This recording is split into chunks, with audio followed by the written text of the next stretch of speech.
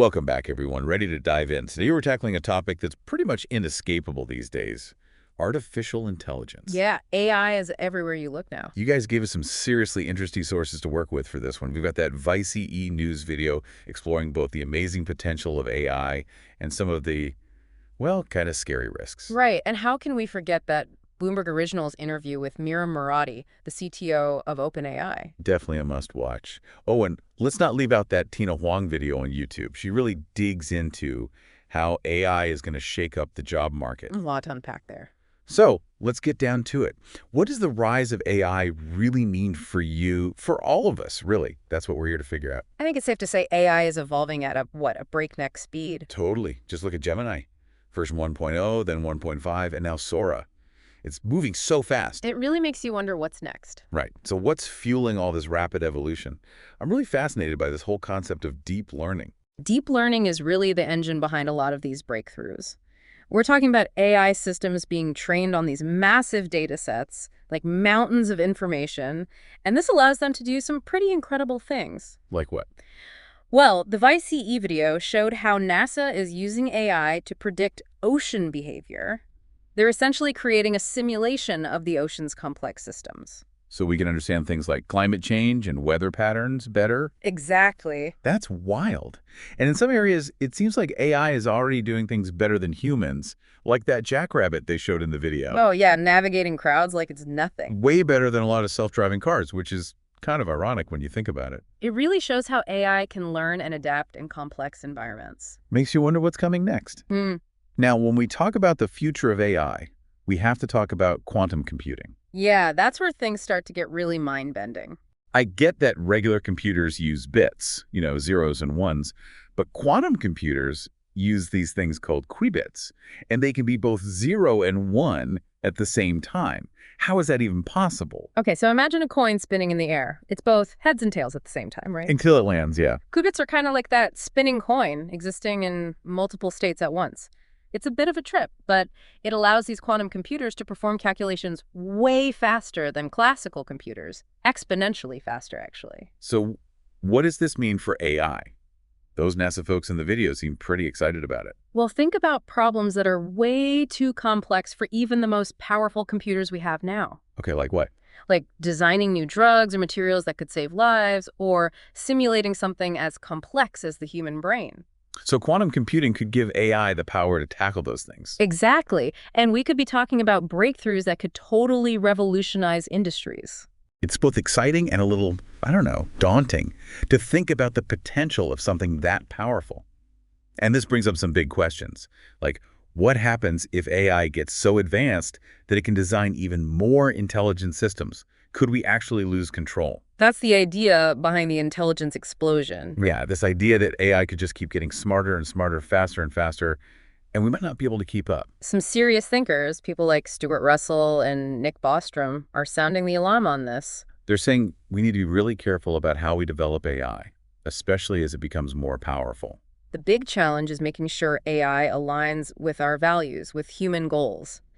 Because even a simple goal, if you give it to a super intelligent AI, could have unexpected and even dangerous consequences. It's like that myth about King Midas. Everything he touched turned to gold. He got exactly what he wished for. But it wasn't what he wanted. Precisely. We need to be incredibly thoughtful about how we design and steer AI development. It's not just about the technical stuff, it's about the ethics too. Making sure AI is used for good, not for bad. All right, let's shift gears a bit and talk about something that's probably on everyone's mind, AI and the future of work. That Tina Huang video painted a pretty, maybe a stark picture of how AI could disrupt the job market. It's true. AI is already impacting jobs, and that's only going to accelerate. But it's not just about jobs disappearing, it's also about how they're going to change. That IMF report you shared used some interesting terms. Exposure and complementarity. Can you break those down for us? Sure. Exposure basically refers to how much a particular job overlaps with what AI can do. So how likely is to be automated? Exactly. And then complementarity looks at how AI can be used to enhance human capabilities within a specific job. Okay, so some jobs like data entry clerks or tellers have high exposure. They're more likely to be automated. Right. But other jobs like teachers or nurses, they might have high complementarity. So AI can be used as a tool to help them be more effective. You got it. It's not a simple either situation. Most jobs are going to fall somewhere in between. Some tasks will be automated and others will be augmented by AI. So the big takeaway here is that the job market is going to look very different in the years to come. And people who can adapt and learn new skills will have a serious advantage. Absolutely. We've got to keep talking about this. Let's dive deeper into those specific job categories in the next part. We'll look at what's likely to decline and where those new opportunities will be. Don't go anywhere. Okay, so we were just talking about how AI is going to completely transform the job market. Those reports we were looking at, they actually outline specific job categories, some that are likely to decline and others that are actually expected to grow. Can you walk us through some of those? Absolutely. So on the decline side, we're looking at roles that are heavily reliant on repetitive tasks, things like data processing. Think about clerks, tellers, even some finance roles. Those are prime candidates for automation. It's not just blue-collar jobs either, right? Yeah. I remember the reports also mentioned some white-collar positions, like in finance and law, that could be impacted. You're right. AI is getting so good at analyzing huge data sets and performing really complex calculations. That means it can potentially take over tasks that used to be done by highly skilled professionals. Now, I don't necessarily think those jobs will disappear entirely, but they're definitely going to change, probably quite a bit. So where are the new opportunities? What fields are we expecting to see growth in? The reports all point to a huge demand for AI and machine learning specialists, of course, but we're also seeing a lot of growth in fields like sustainability, robotics, even education. I was really intrigued by that focus on sustainability experts in the Tina Wong video. Hmm. It makes sense though, right? As we're facing all these increasingly complex environmental challenges, we're going to need people who can use AI to analyze all that data, develop solutions, and implement them effectively. Exactly. And we can't forget about the human element in all of this. Even as AI takes over more technical tasks, we're still going to need people to manage those systems, interpret all those results that AI spits out, and actually apply that knowledge to real-world problems. So jobs and education and training, they're going to become even more crucial. And it's not just about entirely new jobs either. AI is going to change how we do our existing jobs too. I remember that Vicey News video had those examples of artists using AI tools to create these incredible works of art. And security guards, they're using AI-powered systems to monitor buildings now. It really feels like every profession is going to be impacted by AI in some way. I think you're absolutely right, and that's why being able to adapt is so important. Those who embrace AI tools and develop the skills to work alongside them, they're the ones who will have a real advantage in the future. And it's not just about learning to code, it's about understanding how AI works, how to use its strengths, and where its limitations are. It's like we almost need to become fluent in AI in a way. Yeah. And speaking of fluency, didn't that Tina Huang video recommend checking out resources like Course Careers for learning some of those in-demand tech skills? What do you think about those online courses? Can they really help people prepare for this new world of work? I think they can be a great starting point, especially for people who are maybe thinking about switching careers or just want to add some new skills to what they already do. The key is to find programs that are reputable, make sure they're up to date, and that they're teaching you skills that employers are actually looking for. It just seems like this whole AI revolution is being driven by a pretty small group of companies and individuals. I don't know, it makes me a little uneasy. Like, who really controls this technology, and how are they deciding how it gets developed? Yeah, that's a valid concern. There's definitely a lot of power concentrated in the hands of just a few tech giants. It raises some big questions about transparency, accountability, and even, the potential for bias. That Visi News video talked about the risk of bias in AI systems. It's kind of scary to think these systems could just perpetuate existing inequalities or even create new forms of discrimination. It's definitely something we need to be very aware of. AI systems are trained on data, right? And if that data reflects existing biases, well, the AI is probably going to inherit those biases too.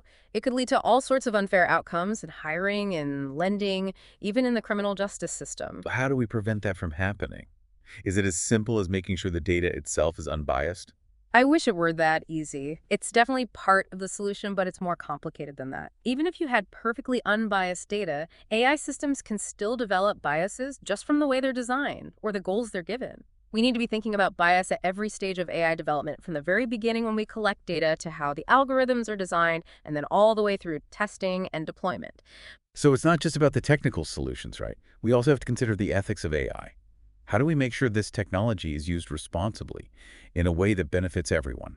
It's a complex issue. There's no easy answer. We need to be having honest conversations about the potential risks of AI. And we need to work on developing ethical guidelines and regulations to govern how it's developed and used. And this isn't something that just experts should decide. We need input from all sorts of people, ethicists, social scientists, policymakers, and just regular people too. It feels like navigating this AI revolution isn't just about understanding the technology itself. It's about understanding ourselves and the kind of future we want to build. We're going to keep digging into that in the last part of this deep dive. Stay with us. We've really gone deep on this one. From the mind-blowing potential of AI to those very real concerns about, well, about what it could mean for all of us. It's clear that AI is this incredibly powerful force. It's going to reshape our world in some really profound ways. Yeah, we've seen how it's already changing industries, automating all sorts of tasks. I mean, it's even creating new art forms. But we've also talked about those potential risks, like what it could mean for jobs, the issues of bias, and even just those unintended consequences that are so hard to predict. I think what strikes me the most is just how fast it's all happening. The speed of AI's evolution is just incredible. Yeah. Seems like every week there's some new breakthrough or some new application that pushes the boundaries of what we thought was even possible. Yeah, the pace of innovation is really accelerating. It can be hard to keep up, that's for sure. But I think it's important to remember that AI isn't some kind of, I don't know, mystical force that's completely out of our control. It's a technology that we are creating. Ultimately, its impact depends on us, on the choices we make. Which brings us back to something you mentioned before about how crucial it is to steer AI development in a direction that aligns with, with human values. Yeah. But how do we even make sure that happens when the technology is evolving so rapidly? It's a tough question, but I don't think it's impossible. We can't just react to AI. We have to be proactive in shaping its future. That means investing in research, making sure we have open and honest conversations about it, and working on ethical frameworks that can really guide its development and use. And it's not just up to the tech companies or the governments, right? It feels like this is something we all have a stake in, that we all have a role to play in shaping this future. We've got to stay informed, be part of the conversation, and speak up for the kind of AI we want to see in the world. I couldn't agree more. AI is a tool, just like any other tool. It can be used for good or for bad. The decisions we make today, right now, those are the decisions that will determine what AI becomes. Will it be a force that empowers us and helps us solve some of those really challenging problems facing humanity? Or will it just make things worse, make those inequalities even greater, and create new risks? So as we wrap up this deep dive, I want to leave you with something to think about. We've explored so much about AI today, but this is really just the beginning. So how do you think AI will shape the future? And what roles do you want to play in it? Thanks for joining us on this journey. Keep learning, keep questioning, and keep imagining what's possible.